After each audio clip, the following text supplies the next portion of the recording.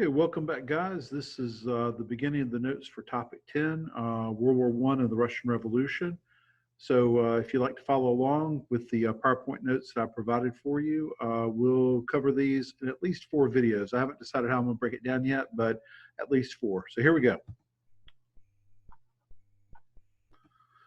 All right, so World War One. World War I starts basically in the 1800s, not with the actual fighting, but with things that lead to it.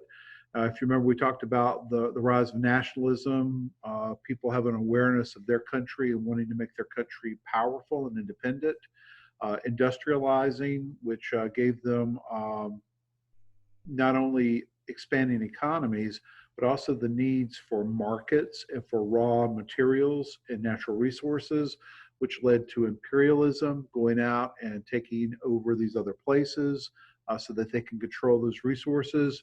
There's a lot of rivalries, lots of competition for these things, and these rivalries led to nations building up large militaries, and of course, now who are your friends, who are your enemies, and so there begins to be created these alliance systems in Europe.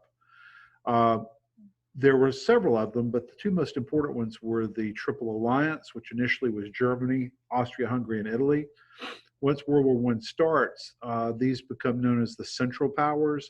Italy drops out of the Triple Alliance, and Bulgaria and the Ottoman Empire later join it. So these are the 4 nations that ultimately are going to make up the Central Powers during World War I.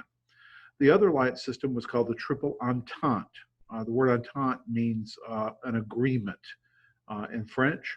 These member nations were Britain, France, and Russia.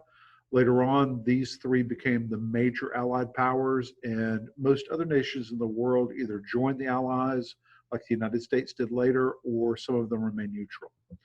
You did have other alliances that have been built up over time. So you see the list here. Germany, the Ottoman Empire had an agreement with each other. So did Britain and Belgium. Italy and France actually had a secret treaty that people didn't know about till later.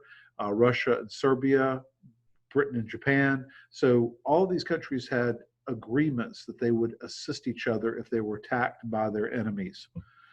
And unfortunately, what this did is it created a really tense situation where you were guaranteed to go to war with a lot of nations if you attack someone, which you would think that that would cause people not to attack, but once fighting starts, it kind of pulls everything together. Um, there's several causes for World War One. There's an acronym that I like called MANIA that describes what these things are, and we've been talking about these things for this semester. Militarism, building up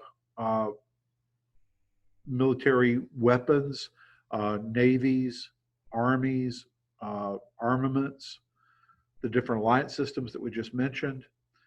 Nationalism, which was a major motivator for people to get out and become aggressive with gaining colonies, gaining resources.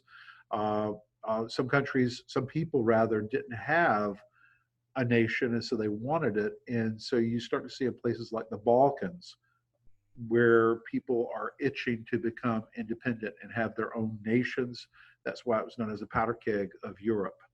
Imperialism, going out and gaining these colonies and territories to control those resources, and then assassination.